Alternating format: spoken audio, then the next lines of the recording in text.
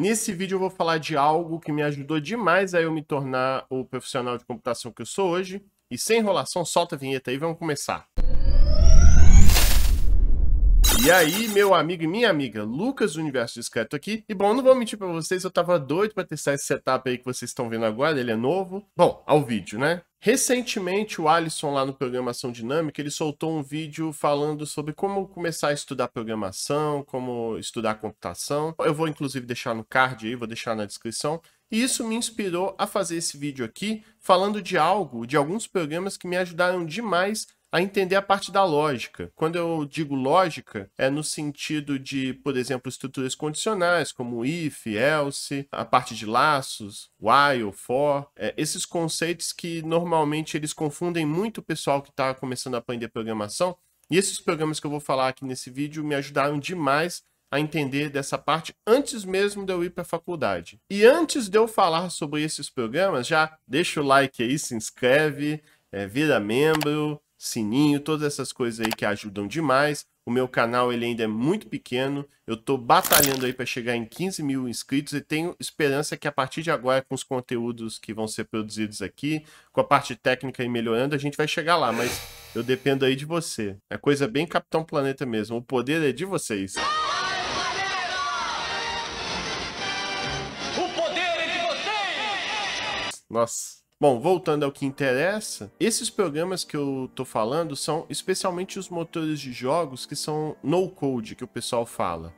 São ferramentas que permitem criar jogos sem você precisar escrever código pesado e tal. E é impressionante como esses programas, pensando hoje em dia, me ajudaram demais a eu me desenvolver e não me assustar tanto com as coisas que eu via na faculdade, da parte computacional pelo menos, né? A matemática não teve jeito aí, eu apanhei muito mais. E para vocês entenderem melhor como isso me ajudou, eu tenho que voltar um pouquinho no tempo. Eu tive contato com esses programas especialmente quando eu tinha meus 13, 14 anos, e já tem bastante tempo. Foi na viradinha ali de 1999 para os anos 2000 que eu comecei a usar mais a internet mesmo. Eu não lembro se a gente já tinha banda larga ou discada. Eu sei que usar a internet ainda era bem complicado naquela época. O que eu sei é que eu fuçava bastante na internet, nos buscadores que tinham na época. Eu nem lembro. Eu acho que já tinha o Google, mas o Google não era tão popular. Eu procurava muito em sites como o Yahoo, o KD. E eu acabei encontrando comunidades de desenvolvedores de jogos amadores. Na época eu era doido para conseguir fazer jogos. Eu jogava bastante Super Nintendo, coisas que tinham no computador. E nem preciso dizer que a programação dos jogos era uma barreira muito grande. Você precisava programar em C, C++ e ter uma noção aí tensa do hardware para você conseguir programar, enfim, nível de pixel, essas coisas. E aí eu acabei me encontrando em alguns sites, em algumas comunidades, fóruns, que o pessoal falava sobre essas ferramentas e tinham tutoriais para ensinar você a criar alguns jogos. E isso explodiu minha mente, porque esses programas, por exemplo, o primeiro que eu tive contato foi o Multimedia Fusion. Na verdade, a família Multimedia Fusion é de uma empresa aí chamada ClickTeam, que ela fez uma série de makers, né, que o pessoal chamava à época, que eram esses programas aí que ajudavam a gente a criar jogos ou até aplicativos sem depender de programação. Aí você tinha muitos, eu lembro que um dos primeiros foi Click and Play, que chamava, né, eu vou ver se eu coloco na tela aí para ilustrar para vocês. Eu usei muito também um que veio depois, que é o The Games Factory. Esse, assim, eu usei pra caramba. Depois surgiu o Multimedia Fusion, que já era mais voltado a realmente criar aplicativos e não jogos. Esse eu não usei tanto, eu tava mais voltado a esse de jogos. E o que é interessante da programação nessa família aí de ferramentas é que a programação, entre aspas, era meio que baseada em blocos. Ao invés de você saber qual função, qual código você escrevia ali, você simplesmente tinha blocos pré-definidos que aí você usava para programar as coisas. Aí deixa eu dar um exemplo que eu acho que vai ajudar a ilustrar. Imagina que você vai programar, por exemplo, um Super Mario num programa desse tipo. Você vai pegar os gráficos ali do Super Mario, vai importar para a ferramenta, aí tá lá o Super Mario na tela e você tinha alguns blocos prontos com uma pré-programação que você podia ajustar. Então você podia ir no Mario que você importou e, por exemplo, adicionar ali o bloco de plataforma. Então, a partir daquele momento, o Mario se tornava um objeto de plataforma, e aí se você rodasse a aplicação do jeito que ela estava, ele ia cair da tela. E por que ele ia cair da tela? Pois como você adicionou esse bloco de plataforma, ele passou a ter a física de um jogo de plataforma, e a física do jogo de plataforma é o seguinte: se você não tem um chão, você cai da tela. Nisso você adiciona o chão, por exemplo, e ali você adiciona a informação que ali é um bloco, enfim, um bloco de plataforma. Nisso, o Mario cai ali no chão e por aí vai. O ponto é que você vai adicionando blocos, mas esses blocos parecem muito limitados. E óbvio, comparado à programação normal mesmo, eles são limitados, mas ele dá um leque amplo assim de você fazer muita coisa. Eu gosto de fazer uma analogia com a segunda lei de Newton para explicar como é que era a programação desses blocos, porque a coisa era muito ação-reação. Você pegava um bloco definindo a ação e aí você depois definia qual a reação. Para dar um exemplo, você poderia definir um bloco que é assim: ao abrir o programa, então essa seria a ação, ao abrir o programa, você toca uma música, essa é a reação. E você podia escolher, eu acho que isso ajudava muito também, qual o objeto, a categoria que você vai ter aquela ação ou aquela reação. Então você pode escolher, por exemplo, uma reação ao Super Mario, uma reação ao inimigo, e, por exemplo, você pode definir uma ação. Se o Super Mario colidir com o inimigo, por exemplo, então destruir, matar o Super Mario. Mas não só isso, eu falei dos inimigos, mas você pode, por exemplo, definir ação e reação do próprio programa em si, da aplicação que está rodando. Se você tiver uma noção de matemática, você começa a ter uma liberdade de programar muita coisa mais avançada. Então, eu lembro que essa comunidade que eu participava, tinha gente que conseguia fazer praticamente qualquer tipo de jogo, qualquer tipo de mecânica com muita flexibilidade a partir dali. E esse programa especificamente, ele me ajudou muito a entender essa parte mais de programação. Depois que eu tive aula de algoritmos na faculdade, alguns anos depois, aquilo não me espantou tanto, pois eu lembrei muito desse programa. Hoje em dia, você já não tem mais essa família antiga de programas que eu usava. Eu sei que a empresa hoje tem o ClickTeam Fusion 2.5, pelo menos foi o que eu encontrei no momento que eu estava gravando esse vídeo aqui. Eu até abri um pouco ele pela nostalgia, mas confesso que me assustou que ele está praticamente igual ao daquela época.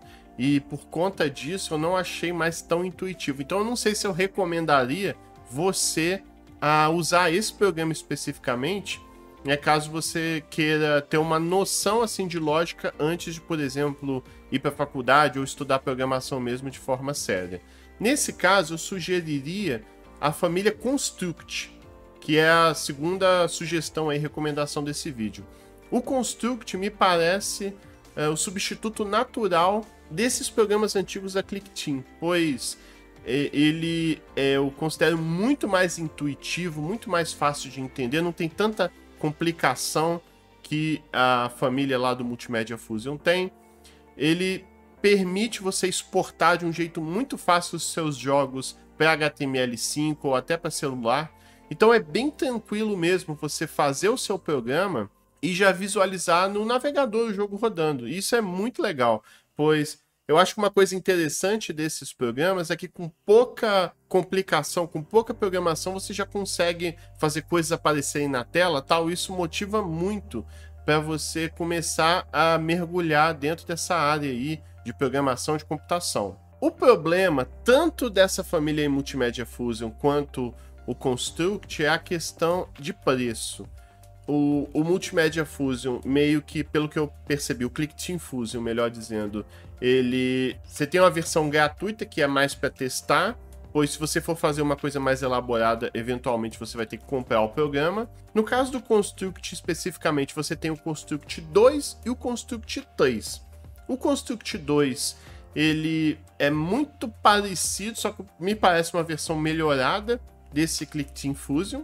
E a versão gratuita dele permite até fazer bastante coisa. O problema é que o Construct 2 ele meio que foi abandonado para o Construct 3. O Construct 3 ele tem uma característica interessante, que ele é todo na nuvem. Então você entra num site, se loga lá e você cria o jogo na aplicação direto dentro do navegador, dentro do site. Isso acaba sendo interessante, pois eu posso estar fazendo meu jogo aqui na minha casa e aí vamos supor que eu vou para o trabalho usar um outro computador completamente diferente. Eu consigo continuar o projeto mesmo em uma máquina diferente se eu estiver viajando, pois todo o meu jogo, tudo que eu estou desenvolvendo está sempre salvo na nuvem dessa empresa. O problema do Construct 3 é que aí você já não compra mais o software, você tem a assinatura. Então você paga um preço mensal ou anual. Isso é um saco. Mas, por exemplo, teve um projeto que a gente trabalhou aqui no meu instituto, que a gente usou a versão paga do Construct 3, e ele é muito legal, dá para fazer muita coisa, tem muitos jogos interessantes que foram feitos com Construct 3.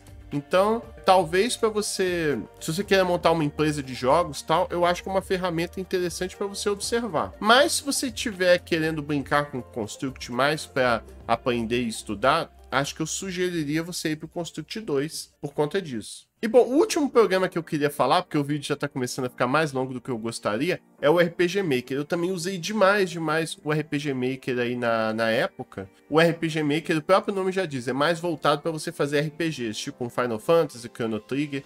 Mas assim, ele é muito divertido, porque ele traz muitos gráficos prontos já para você pegar e usar. Ele é muito voltado à coisa de você meio que contar uma história.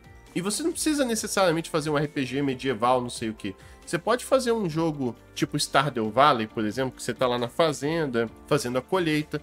O ponto é que o jogo ele é aquele mapa 2D visto de cima, geralmente. E aí já dá para fazer muita coisa. Ele, obviamente, já traz pronto, uma série de mecânicas de batalha em turno e tal, típico de RPGs. Mas só o fato de você ter muita música pronta, gráfico, isso já ajuda a estimular muito a criatividade.